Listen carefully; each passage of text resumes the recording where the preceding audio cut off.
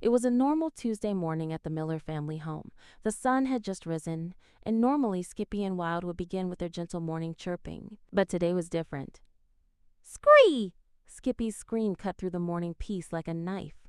Mrs. Miller sat up in bed. "What was that?" "Scree! Scree!" Skippy screamed again and again. His scream was deafening, piercing, impossible to ignore. Max ran out of his room, hands over his ears. "Mom, what's wrong with Skippy?" "Scree!" Wild sat on his perch watching Skippy with worried eyes. "Skippy, why are you screaming like this?" But Skippy didn't listen. He opened his beak wide and screamed again. "Scree!" The whole family gathered in the living room, all with aching ears and confused. "Is he sick?" Dad asked worriedly. "Is something hurting him?" Max asked. Mrs. Miller went closer to the aviary and observed Skippy carefully. He didn't look injured. He was eating and drinking normally, but every few minutes he opened his beak and let out a piercing scream. "Scree!" "I can't take this," Max groaned, covering his ears. "Why is he doing this?" Wild tried again to talk to Skippy. "Skippy, please, tell me what's wrong. Why are you screaming?" Skippy looked at Wild, his eyes large and intense. "I have to scream. I don't know why, but I just have to." Then he opened his beak again. "Scree!" Mrs. Miller took a deep breath. "Okay, we need to understand this. This isn't normal for Skippy. He must be trying to tell us something." She got her tablet and began researching. Why do parrots scream? What she found opened her eyes to a completely new perspective. "Everyone listen," she said as she read. "Parrots scream for many reasons, and most of them are completely natural and communicative." "But it's so loud," Max protested. "Yes," Mom agreed, "but for them it's normal communication. Let me explain." She began listing. First, in the wild, parrots are part of large flocks. They communicate over great distances through loud calls. A scream can mean, "Where are you?" or "I'm here," or "danger," or "found food." Wild nodded vigorously. "Yes. In nature, we scream especially loud twice a day, at sunrise and sunset. It's called contact calls. It's our way of saying, 'Flock, I'm here. Is everyone safe?'" "So," Max said, slowly understanding, "Skippy is trying to communicate with us?" "Exactly," Mom confirmed. "But we need to figure out what he's saying." She turned to Skippy. "Skippy, let us understand. When do you feel the need to scream?" Skippy thought for a moment. Then he said, "In the mornings when I wake up, I hear you all moving around the house, but I can't see you. I call, 'Where is my flock?' but nobody answers." "Scree!" He screamed to demonstrate. "Oh," Mom said, suddenly understanding. "He's making contact calls. He wants to know where we are." Wild added, "And when nobody answers, he screams louder and louder, hoping to get a response." "But we didn't know we were supposed to answer," Max said. "That's exactly the problem," Mom nodded. "We're speaking different languages. Skippy speaks parrot language, and we speak human language. We need to learn to understand each other." She continued reading from her tablet. Parrots also scream for other reasons: excitement, boredom, seeking attention, fear, or simply to exercise their voice. "So not all screaming is bad?" Dad asked. "No," Mom said. "Some screaming is completely normal and healthy. The problem arises when parrots scream excessively, often because their needs aren't being met." She looked at a list on her screen. Here are reasons for excessive screaming: boredom, not enough mental stimulation; loneliness, too much time alone; fear, something in the environment is scary; attention, learn that screaming brings attention; frustrated contact call, nobody responds to their calls; medical issues, pain or discomfort. Max looked guilty. "I think Skippy might be screaming because we're not giving him enough attention. I've been really busy with school projects this week." Skippy looked up. "Max wasn't there. Usually he plays with me after school, but this week he came home and went straight to his room." "See," Mom said gently. Skippy felt lonely and ignored. His screaming was his way of saying, "Hello, I'm here. I need you." Max went to the aviary, tears in his eyes. "I'm so sorry, Skippy. I didn't know you felt that way." Wild cleared his throat. "May I add something? It's important to understand that we parrots are social beings. In the wild, we're never alone. When we're suddenly separated from our flock, or when our flock seems to be ignoring us, we become anxious. So Dad summarized. Skippy's screaming was actually a cry for help? He was saying, I feel lonely and anxious? Exactly, Mom confirmed. She turned back to her tablet. And here's the most important part. How we respond to the screaming is crucial. She read, if a parrot screams and we immediately come running, shouting, or scolding, the parrot learns, screaming gets me attention. Even negative attention is attention, so the parrot will scream more. Oh no, Max said. I ran over this morning and yelled, Skippy, be quiet! Did I make it worse? Possibly, Mom admitted, but now that we know, we can do it differently. She explained the right strategy. First, don't completely ignore the screaming that makes them more anxious, but don't immediately rush over either. Second, wait for a quiet pause. When the parrot is silent, even for just a few seconds, then go over and give positive attention. Third, reward quiet communication.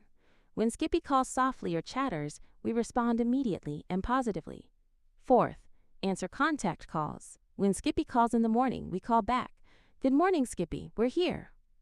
Fifth, meet the underlying needs. Companionship, stimulation, routine.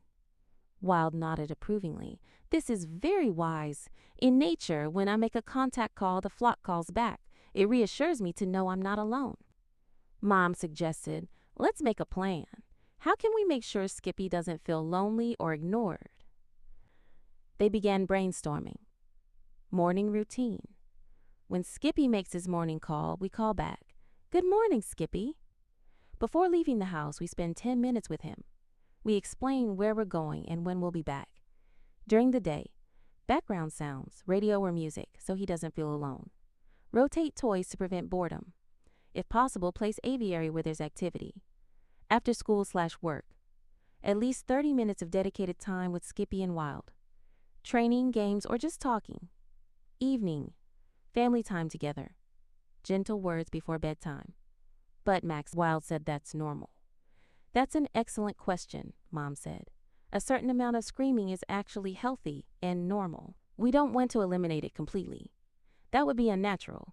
We only want to reduce the excessive, stress-related screaming. Wild explained, my morning call lasts about 5 to 10 minutes. It's my way of saying, good morning, world, then I'm quieter the rest of the day. That should be acceptable. That makes sense, Dad agreed. A bit of noise in the morning and evening is okay. It's the hours of desperate screaming that's a problem. Over the following days, the family implemented their new plan. The next morning, when Skippy made his morning call, Max immediately called back. Good morning, Skippy. I'm here. Skippy stopped screaming and tilted his head. Max answered. Max came into the living room. Yes, I'm here. Good morning. Skippy made a few more, much quieter calls, almost like happy chattering. Max responded to each one. Yes, I hear you. Nice to see you. After about 5 minutes, Skippy calmed down completely. He had made his morning greetings, had gotten responses, and felt secure that his flock was there. That was surprisingly easy, Max said to his mother. He just needed a response. Communication, Mom smiled. It's always about communication. Over the week, the screaming was dramatically reduced, but there were still moments when Skippy got louder than necessary. One afternoon, as Max was working on his homework, Skippy began to scream, "Scree!" Max's first instinct was to yell, "Skippy, be quiet!" But he remembered what they'd learned. Instead, he waited. Skippy screamed again, "Scree!" Max waited. Then, for just 3 seconds, Skippy was quiet. Immediately, Max stood up and went to the aviary. "Hey, Skippy, good job being quiet. Would you like a treat?" Skippy's eyes lit up. "Max came, and I got a treat." "See," Max explained, "I come when you're quiet, not when you scream." Over the weeks, Skippy learned. Quiet sounds and silence brought positive attention. Screaming was ignored. But there were also times when Skippy's screaming was communicating something important. One day, Skippy screamed wildly, "Scree! Scree!" Mom was about to ignore it and wait for quiet, but Wild called, "No! This is different! This is an alarm call!" Mom looked closer. Skippy was staring intensely at the window and screaming with real fear in his voice. She went to the window and saw a hawk sitting in a nearby tree. "Oh my God," Mom whispered. "Skippy is warning us of danger." She quickly closed the curtains and came to Skippy. "Good bird, Skippy! You warned us! You're safe here, but thank you for telling us." Skippy calmed down once the danger was no longer visible. Wild nodded approvingly. That was a proper use of screaming. In nature, that would warn the flock of danger. This experience taught the family an important lesson. Not all screaming is the same. They needed to learn to distinguish between different types of calls. Contact call, "Where are you?" should be answered. Alarm call, "Danger." Take seriously and investigate. Attention scream, "Look at me," ignore until quiet. Joy scream, "I'm happy," is okay in moderation. Frustration/boredom scream, "I need stimulation," meet the need. A few weeks later, Anna, the neighbor's daughter, came to visit. She was amazed at the transformation. "I remember a few weeks ago you could hear Skippy from the street. Now it's so quiet. What did you do?" Skippy, proud to explain, flew to Anna. "We learned to communicate. I don't scream from loneliness anymore because my family answers me now." Anna was fascinated. "Tell me more." Max sat down with her. "It was actually pretty simple once we understood. Parrots don't scream to annoy us. They scream to communicate." He explained all the strategies they'd learned. We answer his contact calls. We ignore attention screaming but reward quiet. We give him enough companionship and stimulation. We have a predictable routine. We understand that some screaming is natural. Wild added, "And most importantly, they treat us with respect. They don't try to change us into silent birds. They understand our nature and work with us, not against us." Anna wrote everything down. "My family is still considering getting a parrot. This is such important information. I had no idea communication was so complex." Mrs. Miller nodded. "Many people get a parrot expecting it to be like a dog or cat, but parrots are unique. They have their own language, their own needs." She shared some additional insights. Parrots are prey animals, but also very social. This combination means communication is vital for their survival. They also have excellent hearing and memory. If they learn that screaming works, they'll keep screaming. Consistency is key. If we sometimes respond to screaming and sometimes don't, they learn to scream louder and longer. Patience is essential. Behavior change takes time, often weeks or months. And perhaps most important, love and understanding. When we come from a place of love and try to understand why they scream, we can find real solutions. That evening, as the family ate dinner, Dad shared an interesting observation. "You know, since we learned to communicate better with Skippy, I feel like we're also communicating better with each other as a family." "What do you mean?" Max asked. "Well," Dad said, "we're listening to each other more. We try to understand what the other person is really saying. Not just the words, but the feelings behind them. Just like we learned to understand Skippy's different screams." Mom smiled. "That's very wise, dear. Good communication is important in any relationship, whether with parrots, family, or friends." Skippy, listening from his place in the aviary, felt warm and loved. He opened his beak, not to scream, but to gently chatter, a content, happy sound. "Hear that?" Max whispered. "That's Skippy saying he's happy." A few months later, life in the Miller house had completely changed. Skippy still screamed, but only his natural morning and evening calls, which lasted about 5 to 10 minutes. The rest of the day, he communicated through gentler sounds, chattering, and body language. The family had learned to read his language. One particular call meant, "I want out of my cage." Another meant, "I'm hungry." Yet another, "Come play with me." And Skippy had learned their language. He understood that when Mom said, "We're going shopping, but we'll be back," they really would come back. He learned that quiet behavior brought attention, not screaming. One evening, as the sun set, Skippy made his evening call. It was louder than his normal chatter, but not the desperate screaming from months ago. It was a happy, content call. "I'm here. I'm happy. My flock is with me."